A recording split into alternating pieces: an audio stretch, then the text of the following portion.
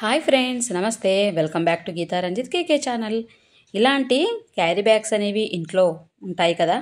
మరి ఒక హ్యాండిల్ పోయింది, ఇక పనిచేయదు అని చెప్పేసి జనరల్గా అయితే మనం పడేస్తాం కదా. మరి అలా పడేయకుండా ఎంత చక్కగా ఉపయోగించుకోవచ్చో చూడండి. ఈ క్యారీ బ్యాగ్ అంతా కూడా అతికించేశారనమాట. సో ఆ అతికించినటువంటి భాగాన్ని అంతా కూడా నేను ఈ విధంగా తీసేస్తున్నాను. కొన్ని బ్యాగులకి ఏంటంటే స్టిచ్చింగ్ అయ్యే వస్తుంది. సో అలాంటప్పుడు కూడా మెల్లిగా మనం సూదితో కానీ పిన్నుతో కానీ అంతా ఓపెన్ చేసేయచ్చు.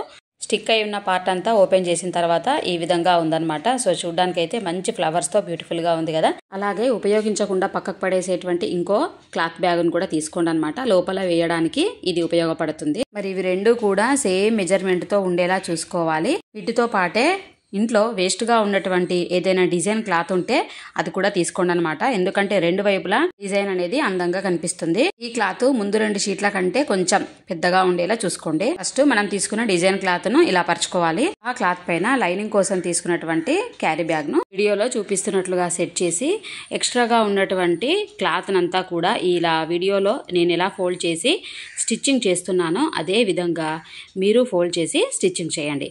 ఎందుకంటే ఇలా స్టిచ్చింగ్ చేయడం వల్ల మనకు నీట్గా కనిపిస్తుంది అనమాట. సో అందుకనే కొంచెం ఎక్కువ సైజు ఉండేలా క్లాత్ని తీసుకొని ఈ విధంగా ఫోల్డ్ చేసేసి వీడియోలో నేను ఏ విధంగా అయితే స్టిచ్చింగ్ చేస్తున్నానో చుట్టూ అలా మీరు స్టిచ్చింగ్ చేసేయండి. నాలుగు వైపులా ఇక్కడ నేను స్టిచ్చింగ్ అయితే చేయడం కంప్లీట్ అయిపోయింది. సో ఇలా స్టిచ్చింగ్ చేస్తే నీట్గా ఉంటుందని చెప్పాను కదా. చూడండి, నీట్గా కనిపిస్తుంది. నెక్స్ట్ వచ్చేసి ఇప్పుడు డిజైన్ క్యారీ బ్యాగ్ను మనము దానిపైన వేసుకోవాలి. కిందికి క్లాత్ ఉంటుంది, అలాగే పైన వచ్చేసి డిజైన్ క్యారీ బ్యాగ్ ఉంటుందన్నమాట. చూడండి ఎంత బాగా నీట్గా కనిపిస్తుంది. మనము చుట్టూ కూడా స్టిచ్చింగ్ చేసుకోవాలి.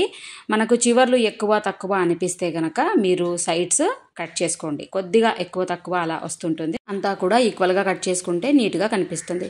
నెక్స్ట్ మరి చుట్టూ మనం పైపింగ్ వేసుకోవాలన్నమాట. ఈ టేబుల్ కవర్ మిడిల్లో నేను వైట్ కలర్ది ఒక క్యారీ బ్యాగ్ లైనింగ్లా వేశాను కదా, దానికి సంబంధించినటువంటి క్యారీ బ్యాగ్ క్లాత్ను ఇలా పొడవుగా ఒక 1.5 ఇంచ్ వెడల్పుతోటి అన్ని పొడవుగా కట్ చేసుకున్నాను అనమాట. ఆ క్యారీ బ్యాగ్ క్లాత్ పీసెస్నే నేను చుట్టూ ఇలా పైపింగ్లా వేసేసాను. 4 వైపులా ఇలా మనం పైపింగ్ చేసుకోవాలి.